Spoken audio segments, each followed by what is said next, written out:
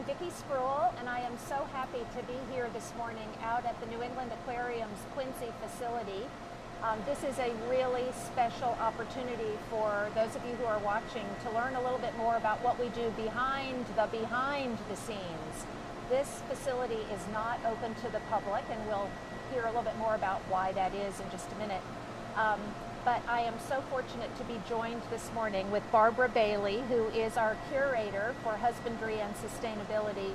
She has a very big and important job with the New England Aquarium, and this is an opportunity for us to learn a little bit about her and a little bit more about what she does out here. So, Barb, to start us off, I'm hoping you can maybe just describe what happens here in this enormous warehouse facility. Sure.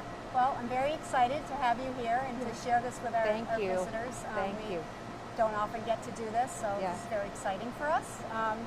This is an off-site facility. It's 24,000 square feet Wow. of space, so a lot of space. We have two things going on here. We have our rescue and rehabilitation program, which is on one side of the facility, and on this side is our husbandry operations. So what we do within the husbandry operations side is dedicated quarantine space. So you can think of the facility as a gateway to all animals coming into our collection. Come here first, or the majority of them do. We have dedicated quarantine space. We have transition space, support spaces to work on new species, to prototype, training, enrichment, to get animals ready for exhibit. We do that here. We also have some small research projects going on for the Anderson Cabot Center, and we have our larval fishes program. So our sustainability program is based here. So I'm going to ask you about that in just a minute, but so I often get the question from people who are visiting the giant ocean tank at our main building. They'll say, how do all these animals get along? Like, you know, the diversity of species and animals in that magnificent tank is no small feat to create that ecosystem and that environment. Right. And you play a key role in making that happen. So I'm wondering if you could just talk a little bit about that, and then what happens when they don't get along, and how does that... Yeah, that's a collaboration between the team that is exhibiting the animals and our team. So, for example, bringing sharks into the collection, we'll work with them here first, determine their unique behaviors, nutrition. We work really closely with the veterinary staff to work on exams, and we work on training. So what we'll do here is prototype a training experience for the sharks, for example, to prepare them for exhibit. And then that whole program transitions to the giant ocean tank team. So how to work through the training program, all the equipment, the stretchers, the target training goes with the animal to the giant ocean tank team. They also spend some time here working with us to understand the program, so that it's a smooth transition for the animal once it moves to exhibit. So I think so little is understood by the average visitor about what it takes to actually train these animals, and you're training them so that we can better take care of them. Right. So I'm wondering if you could It's all about animal care, providing the best animal care possible. Right. So, for example, going back to the sharks, a stretcher training program, rather than feeding the animal in the water, the shark will come through the stretcher, and you get a really good look at the shark as it comes through. You know that it's taken its vitamin, that it's eaten, which animal has eaten, how much. Wow.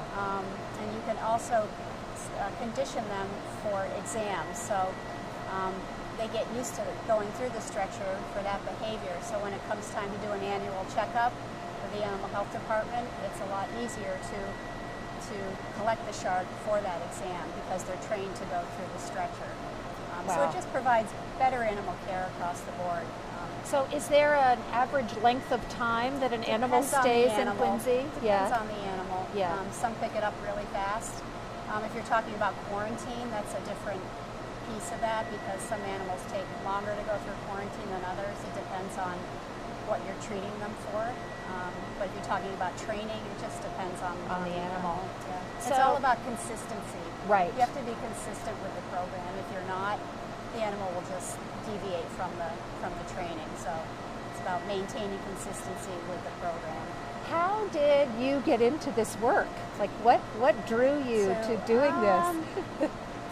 Well, I grew up around the ocean, so I've always been in the water, ocean. Yeah. I have an environmental science background.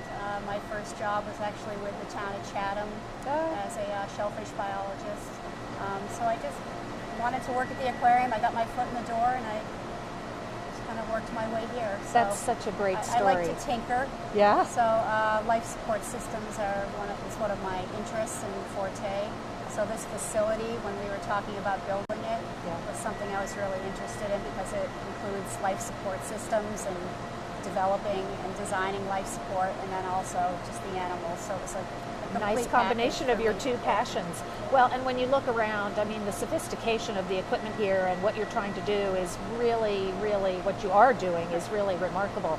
So I have heard that when the giant ocean tank was refurbished, the penguins needed to be moved to a support facility that could take care of them while the tank was being refurbished, and they came here. I understand. So how did that whole process work? That was it's actually a building within a building.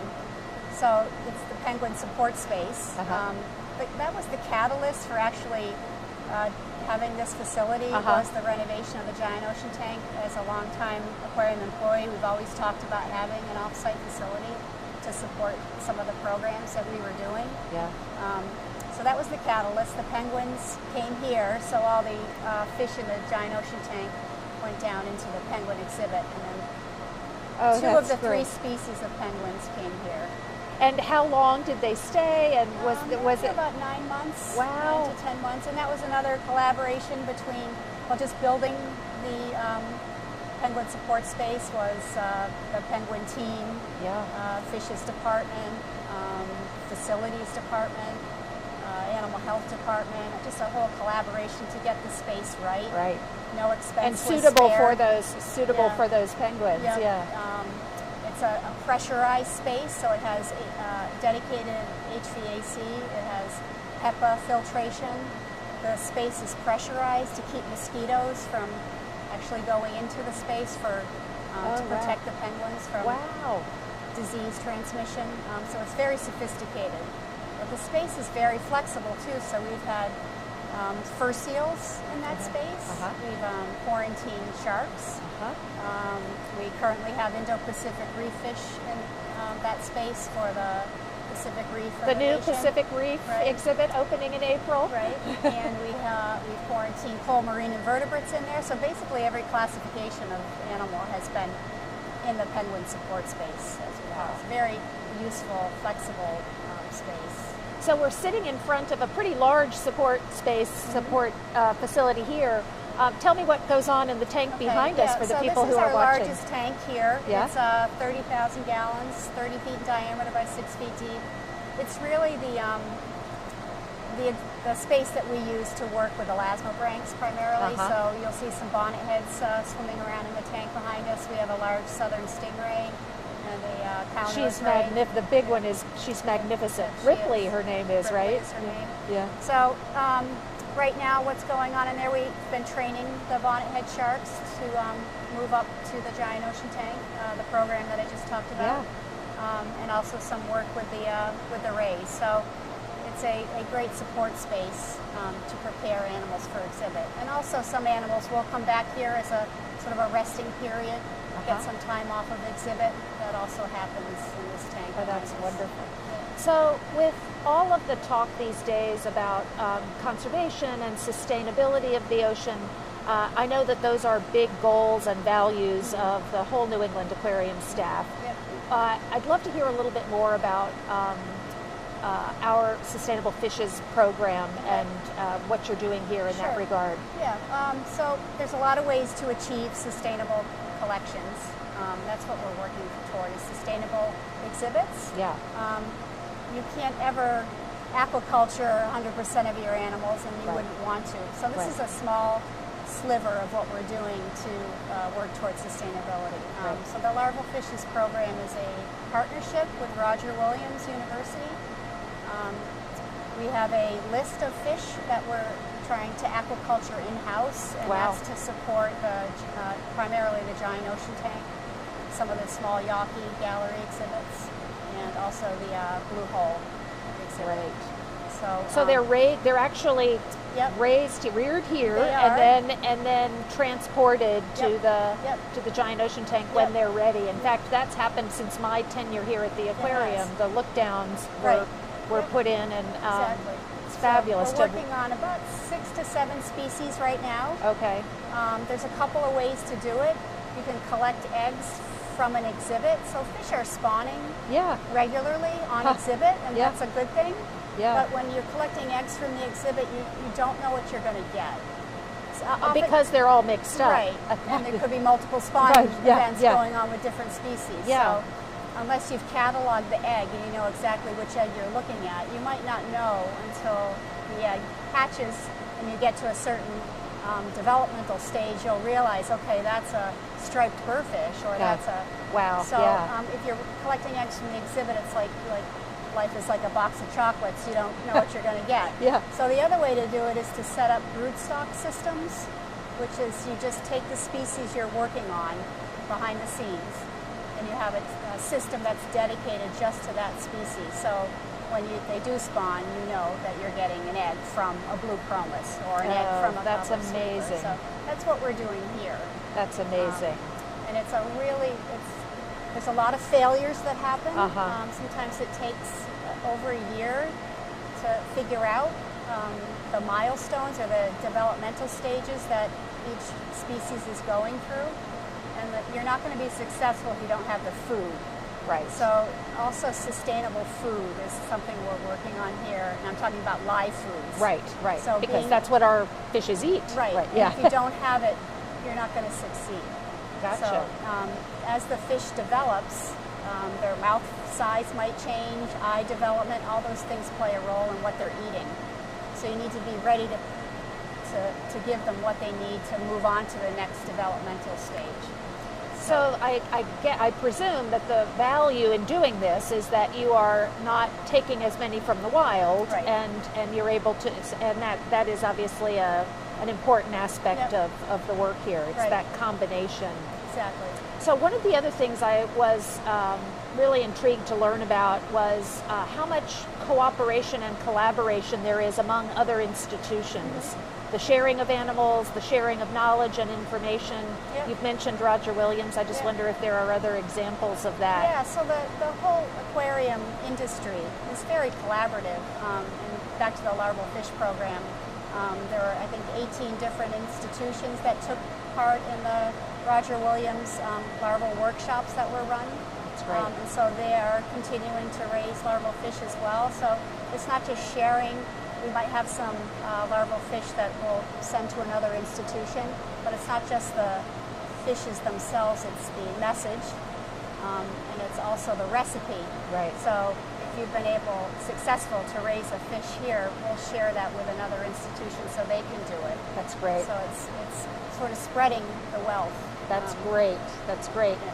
So a popular exhibit, obviously, at the aquarium is our shark and ray tank and exhibit, and so much training. We've touched on this a little bit, but Yeah. you're sort of the shark trainer. There's a few of us. Yeah, but I'd love to hear you talk about what's actually involved in training a shark, Yeah. and why it's important Yeah.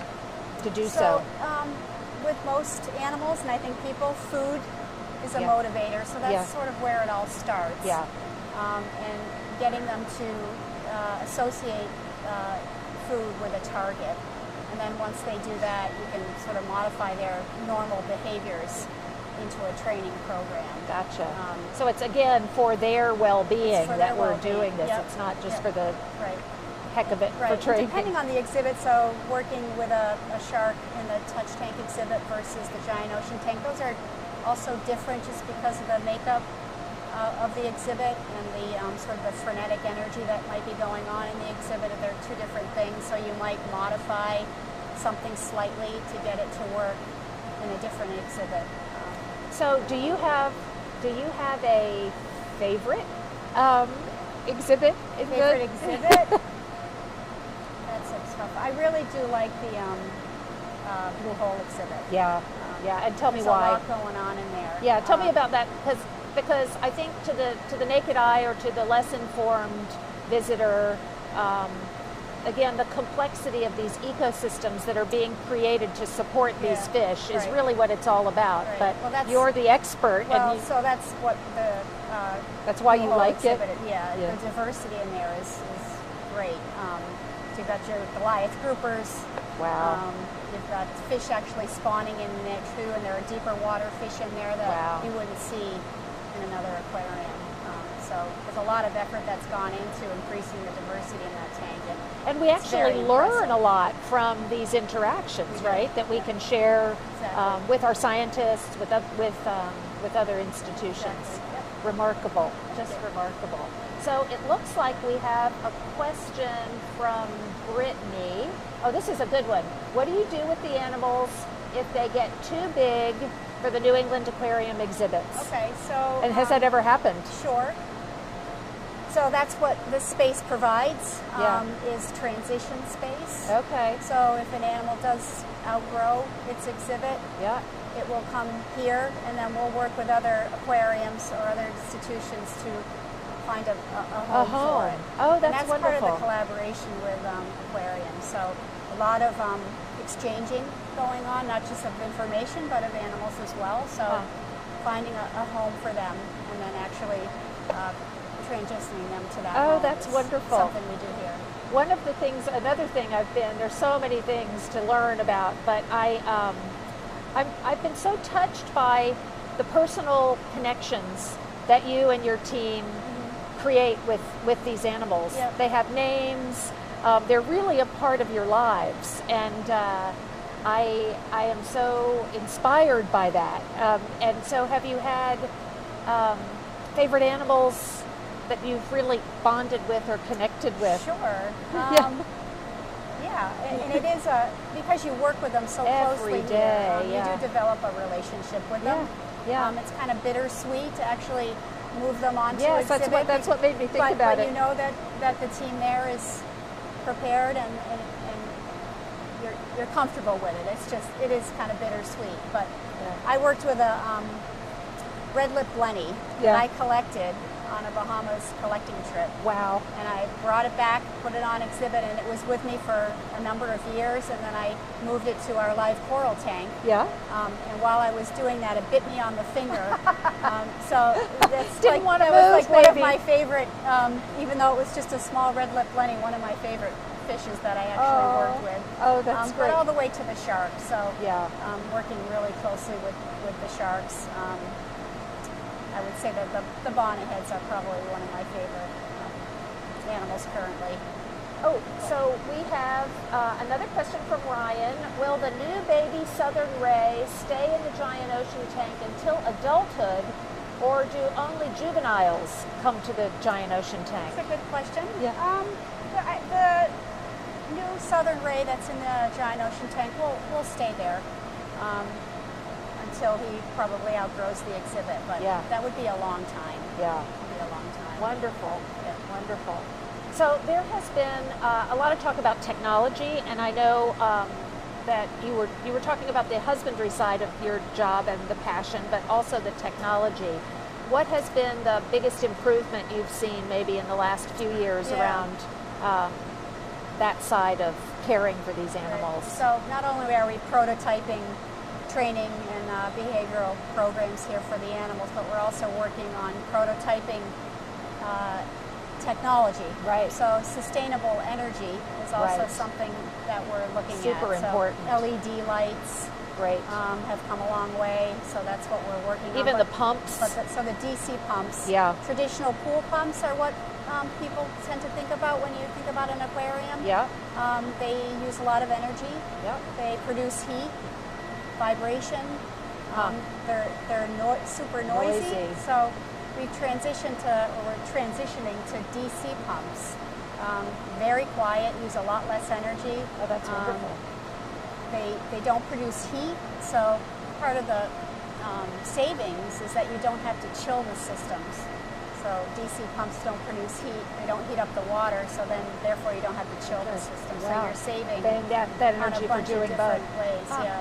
Wonderful. Yep. Well, I could spend the entire day talking with you, Barb, Thank you. and we are so fortunate to have you on this team, and thank you for taking the time to do Thank this you with for us meeting today.